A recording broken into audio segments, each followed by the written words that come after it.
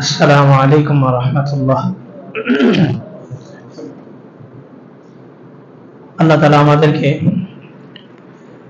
সবাইকে একসাথে সৃষ্টি করলেও দুনিয়াতে পাঠানোর তরতিবে আমাদেরকে সবার পরে পাঠাইছেন। সবার পরে পাঠাইলেও আমাদের এভারেজ বয়স গড় হিসাব সমান, কারণ আমাদের সবাইকে সৃষ্টি করা হয়েছে একসাথে। আদম আলাইহিস সালামের পিঠ থেকে 120 জোড়া বের করছেন, সেখান থেকে আরো 120 জোড়া, এভাবে প্রত্যেকের পিঠ থেকে তার রূপটা, তার নসব কয়জন আসবে, কয়জন সন্তানাদি হবে, সবাইকে রূহ জগতে একসাথ করছেন। ওটা হচ্ছে আমাদের উদ্বোধন। আমরা রূহ জগৎ থেকে আমাদের হিসাব শুরু হয়ে গেছে। তো রূহ জগতে আমরা সবাই একসাথে ছিলাম। এবার পৃথিবীতে আসার হিসাবে কেউ আগে আসছে, কেউ পরে। যারা আগে আসছে তারা কবরে আমাদের তুলনায় বেশি সময় থাকতে হবে, আবার আমরা যারা পরে আসি তাদের তুলনায় আমাদের কবরে অল্প সময় থাকতে হবে। কিন্তু আমাদের অন্যান্য নবীর উম্মতের মতো করে পাঠান নাই, আমাদেরকে বিশেষ স্পেশাল ভাবে পাঠাইছেন, সর্বশেষ পাঠাইছেন এবং বিশেষ করে পাঠাইছেন। যারা বিশেষ অতিথি থাকে সর্বশেষ তাদের বক্তব্য থাকে। আমাদের সকলের একটা পরিচয় দিয়ে পাঠাইছেন যে আমরা প্রত্যেকেই হচ্ছি দায়ী, দাওয়াত দেনেওয়ালা। অন্যান্য নবীর উম্মতের কাজ ছিল শুধু এতটুকু স্বীকৃতি দেওয়া যে লা ইলাহা ইল্লাল্লাহ। ইব্রাহিম আলাইহিস সালামের উম্মত বলতো ইব্রাহিম খলিলুল্লাহ, মুসা আলাইহিস সালামের উম্মত বলতো মুসা কালিমুল্লাহ, নূহ আলাইহিস সালামের উম্মত বলতো নূহ নাজিউল্লাহ, ঈসা আলাইহিস সালামের উম্মত বলতো ঈসা রূহুল্লাহ, আদম আলাইহিস সালামের উম্মত বলতো আদম সফিউল্লাহ। আর আমরা কি বলবো? মুহাম্মাদুর রাসূলুল্লাহ। এখন একদল আছে এরা বলে যে কালিমা মানে হচ্ছে লা ইলাহা ইল্লাল্লাহ মুহাম্মাদুর রাসূলুল্লাহ বলা যাবে না। তো সব নবীর উম্মত যদি বলতে পারে আমরা বলতে সমস্যা কি? হাউজে কাউসারের পানি যখন আল্লাহর রাসূল পান করাবেন তখন প্রত্যেকের গলার মধ্যে একটা নেম প্লেট লাগানো থাকবে। সব নবীর উম্মতের নেম প্লেটের মধ্যে তাদের নবীর সাথে পরিচয় করে লাগানো হবে।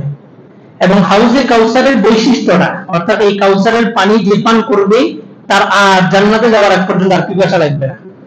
হাসরের মাঠে এই কঠিন পরিস্থিতির মধ্যে এটা একমাত্র শুধুমাত্র দিবেন রাসূলকে, ইন্না আতাইনা কাল কাউসার, শুধু আপনাকে দিছি।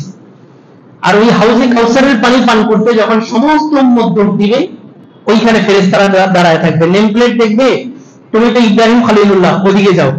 শুধুমাত্র লা ইলাহা ইল্লাল্লাহ মুহাম্মাদুর রাসূলুল্লাহ যার নেম প্লেটে লেখা থাকবে সে এই পথে যাবে। তা আমাদের কাছে থাকবে লা ইলাহা ইল্লাল্লাহ মুহাম্মাদুর রাসূলুল্লাহ। যারা বলে যে মুহাম্মাদুর রাসূলুল্লাহ কালিমার অংশ নয়, এটা নেম প্লেটে শুধু লা ইলাহা ইল্লাল্লাহ লেখা থাকবে, হাউজে কাউসারের দিকে আর যাওয়ার সুযোগ নেই। শুধুমাত্র লা ইলাহা মানি মুহাম্মাদুর রাসূলুল্লাহ মানি না, তাহলে আমি মুমিন না, মুসলমানি না। শুধু মুহাম্মাদুর রাসূলুল্লাহ মানি, লা ইলাহা ইল্লাল্লাহ মানি না, তাহলেও আমি মুসলমান না। দুটোটা সমন্বয় করে আমি মুসলমান।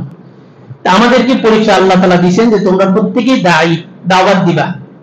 আমরা কেউ ব্যবসায়ী, কেউ ইমাম, কেউ খতিব, এটা হচ্ছে আমাদের কাজ হিসাবে, করলে করলাম, না করলে নেই।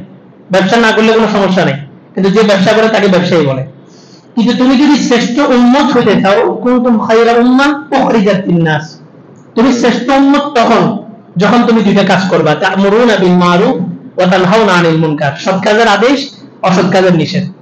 এই দুইটা কাজ করছেন নবীরা, কোন উম্মত করেন নাই। আর আমাদের শ্রেষ্ঠত্ব দেওয়া হয়েছে আমরা এই দুইটা কাজ করব। যে দুইটা কাজ করছেন কারা? নবীরা।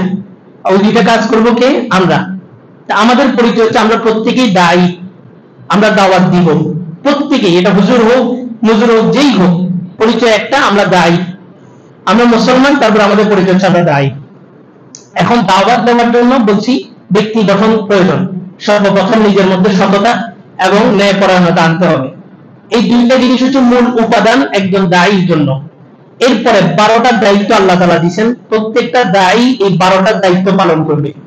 এক নাম্বার, ওয়াইবাদুর রহমান আল্লাযীনা ইয়ামশুনা আলাল আরদি হাওনা, এরা জমিনের উপরে চলবে একদম নরম হয়ে, কোনো দাম্ভিকতা প্রদর্শন করবে না।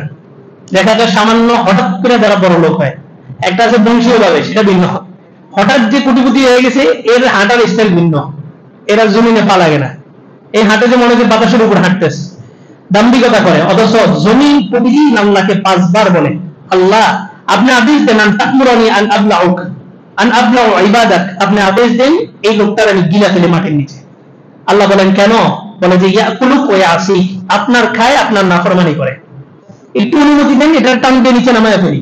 আল্লাহ বলেন যে পৃথিবীর সব বস্তু আমি কুল বলছি ফায়াকুন হয়ে গেছে, কিন্তু মানুষকে আমি হাত পা চোখ কান লম্বা সময় নিয়ে নিজের হাতে ডিজাইন করে এক এক জায়গায় বসায়, কোন জায়গায় বসাইলে সুন্দর দেখা যাবে অনেক মায়া করে তারপরে এটাকে আমি বানাইছি।